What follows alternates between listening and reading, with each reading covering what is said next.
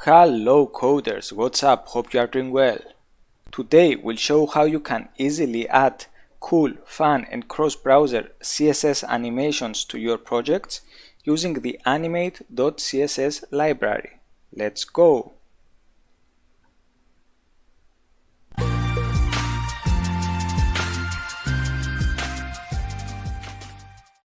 Okay, now in order to give emphasis to the animation part, let's speed code the non-related to animations HTML and CSS parts, beginning with an empty project. So enjoy and I'll see you in a bit.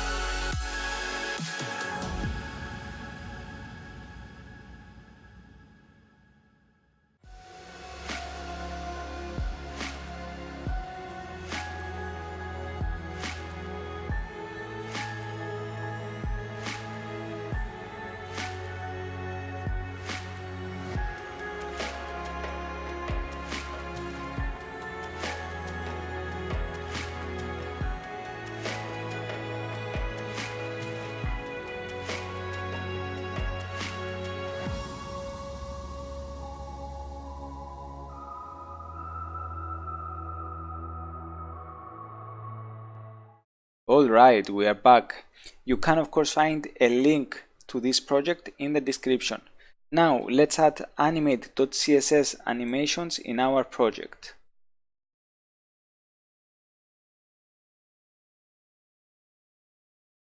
So this is the website, quite minimalistic. Just a list with all the available Animate.css animations. So we could go through the list and decide whether some animation would be a good fit for our project. Now, in order to include the Animate.css in our project, we could either download it and use it locally or do it via a CDN. Let's download it. This is the CSS code. Let's copy paste it in our project.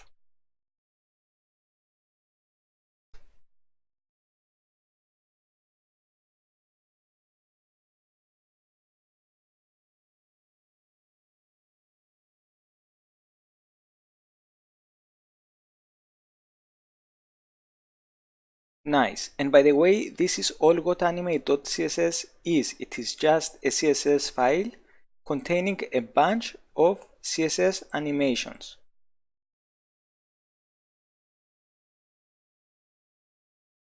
And now let's include the style sheet in our document. Here in the head, right above the custom CSS file.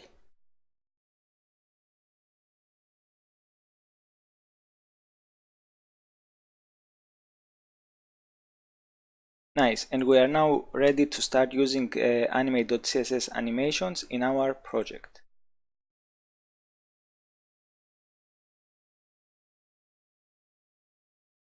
So suppose we want to apply an animation over this element, the h1 header. Well, all we have to do is add the class animated together with the name of the animation we want to apply. Let's say fade in down. So now if we save, we can see that on page load, the animation takes place. Okay, let's try a couple of other animations. Let's say light speed in, save. Nice, but if we look here at the bottom, we can see the horizontal scroll bar appearing. So in order to prevent it from showing, all we have to do is add here the overflow X hidden property. So now if we save, everything looks fine. Okay, let's try another one. Bounce in down, save. Looks nice. Okay, let's go to the next element. We want to add the class animated, and we want it to bounce in, save. Nice. And if you are wondering what this animated class is all about, let's go check it out.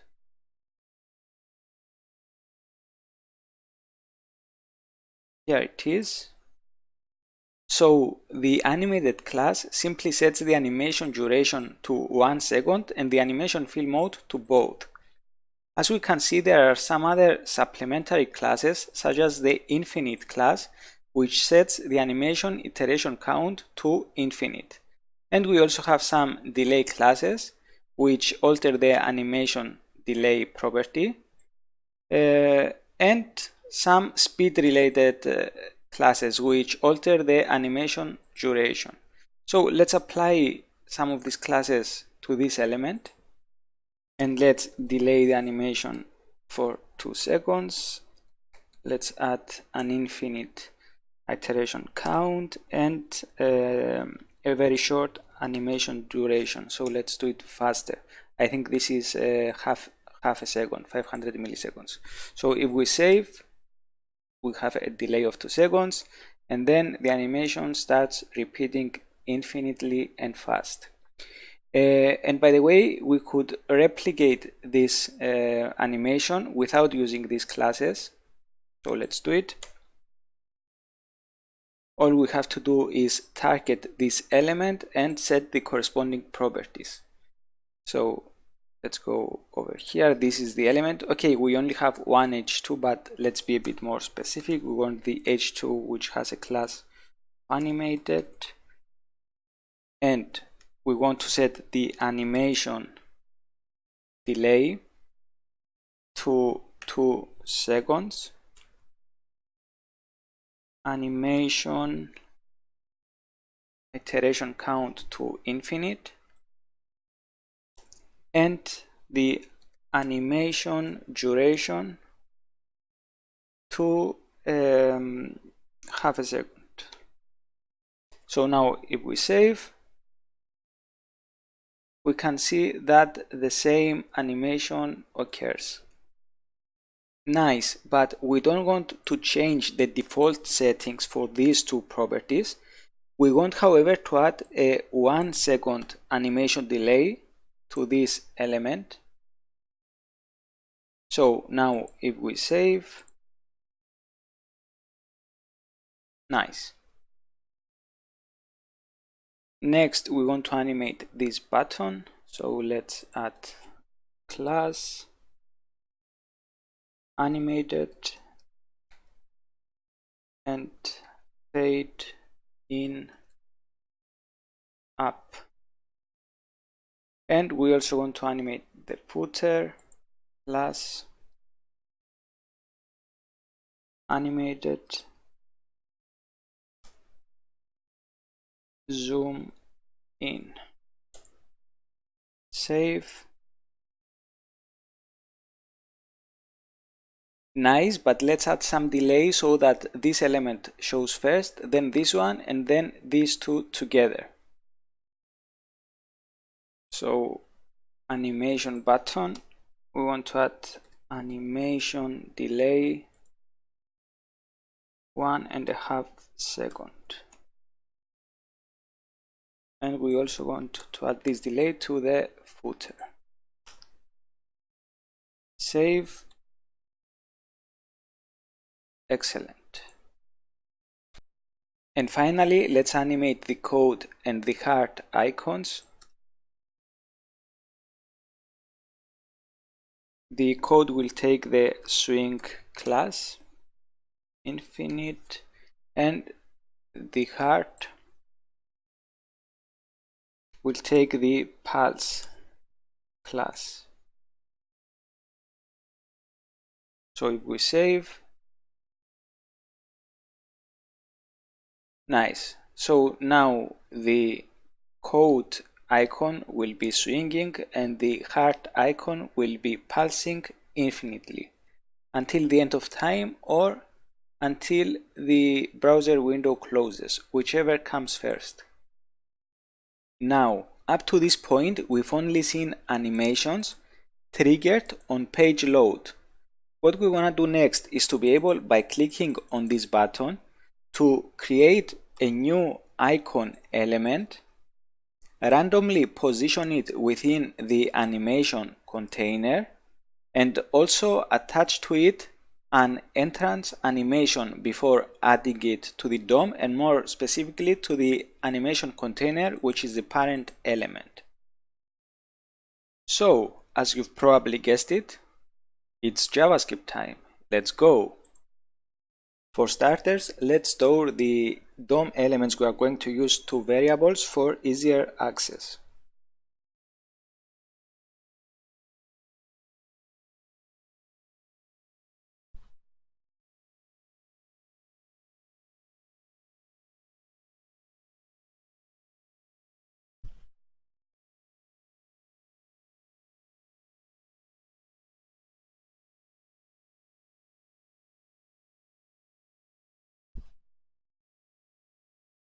Next, let's attach an event listener to the animation button for the click event.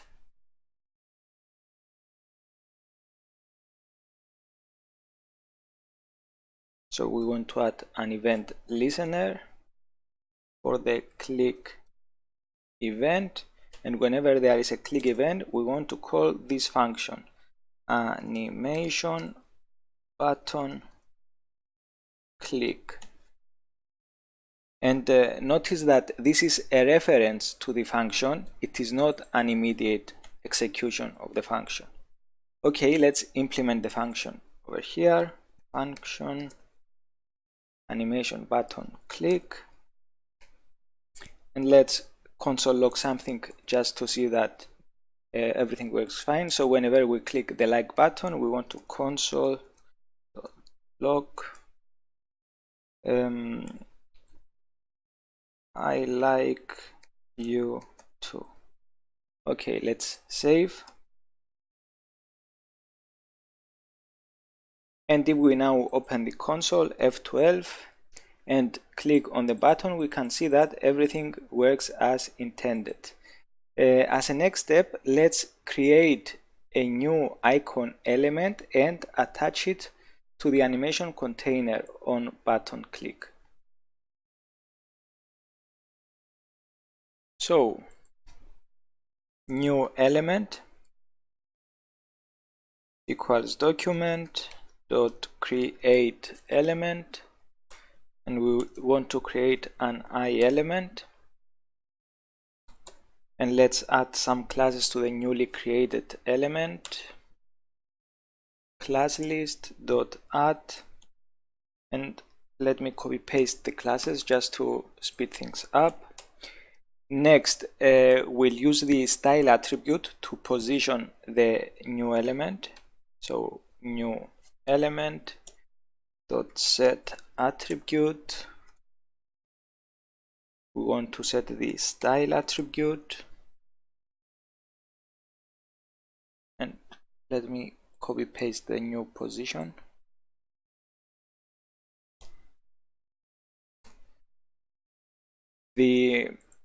This element has position left 100 and top 100, so we expect the newly created element to be somewhere here. Okay, and what remains now is to attach the newly created element to the DOM. The parent element is the animation container dot append child new element. So if we save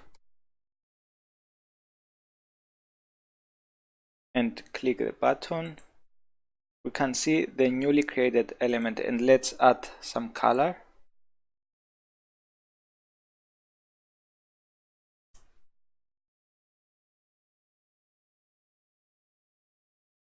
Nice. And by the way, we don't need this hard-coded element anymore, so let's just delete it. And we also don't need the styling to this element, the positioning. Okay, save.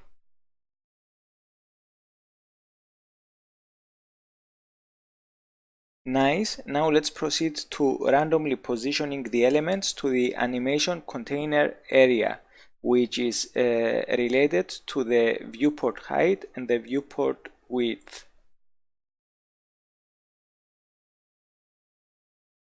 Okay. We can get the width of the animation container, not including the border, using the client width property, and correspondingly for the height.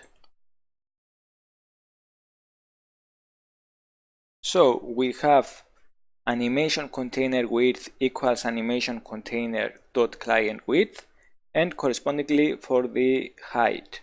Now, if we assumed that the browser window wouldn't be resized, this could be placed outside the event listener function.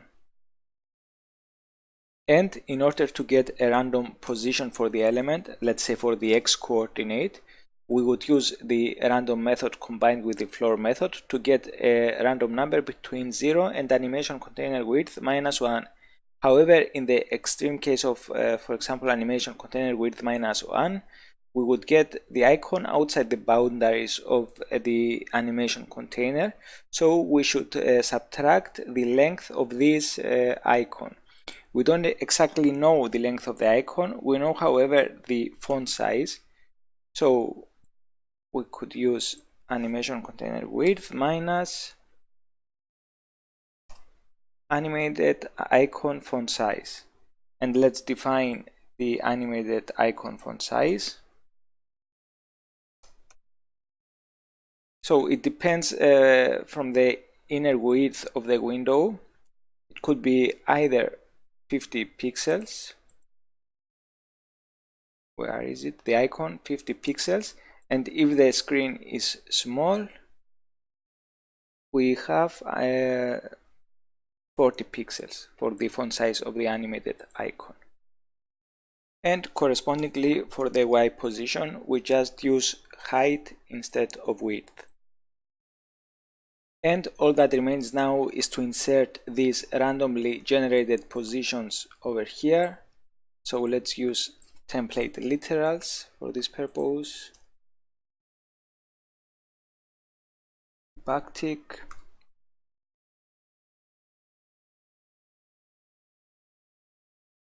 $sign. Here comes the X position.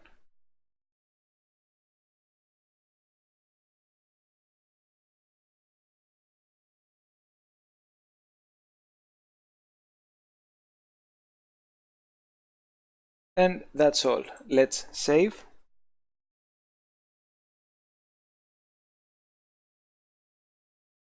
And now each time the button is clicked, a new element is created and randomly positioned within the animation container. Next step is to remove the icon after a while. So let's do this. Set timeout and let's give it 1.5 seconds. And after that time we want to remove the entrance animation class. New element dot class list dot remove the zoom in class.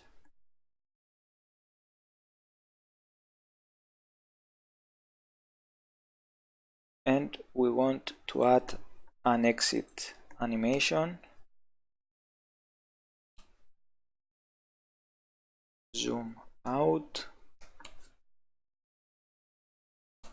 And after this animation is finished, we won't be able to see the element. However, it will still be in the DOM, so let's remove it from the DOM.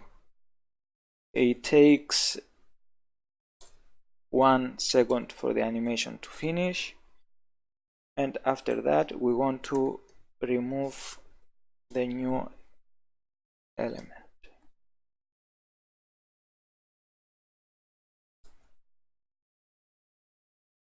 Save.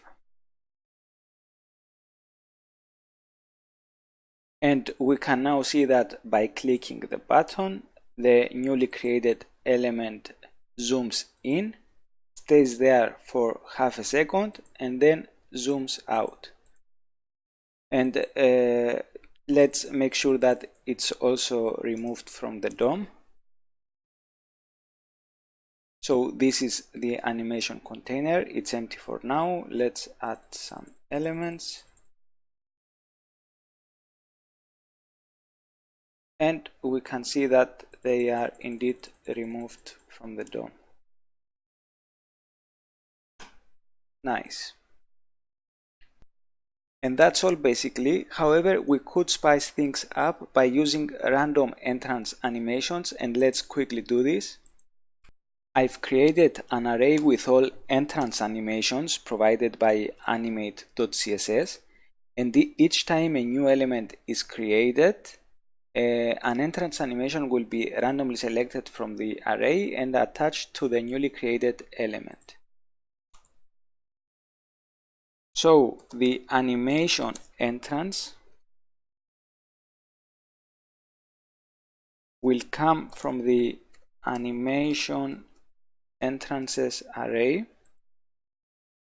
and the index will be a random integer between 0 and animation entrance array dot length -1.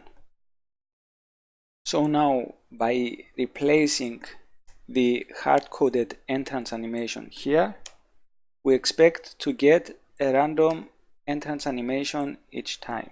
So we save.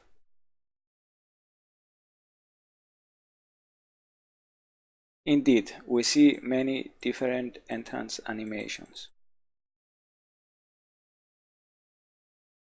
And in order to avoid unwanted scroll bars, let's add overflow hidden to the animation container.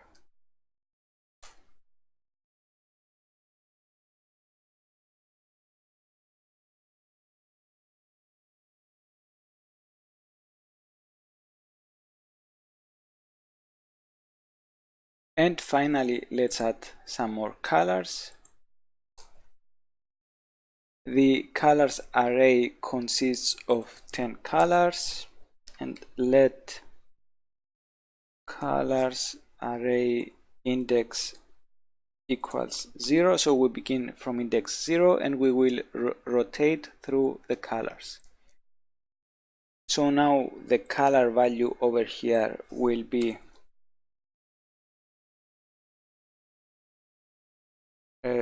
colors array index, and the colors array index will be set to colors array index plus 1, but this should be modulo colors array dot length. So now we save.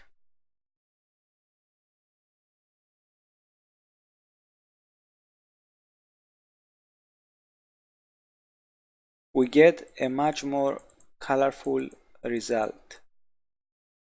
And by the way, if you don't like the border, we can remove it.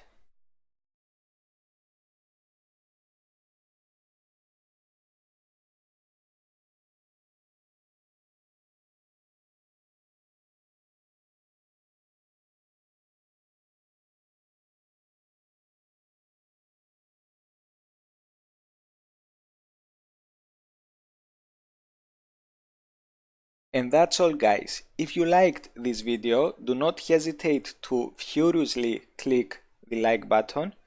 Just try to do it for an odd number of times. Also subscribe if you want more. Until next time, keep coding, keep improving, and enjoy the journey. Take care. Bye.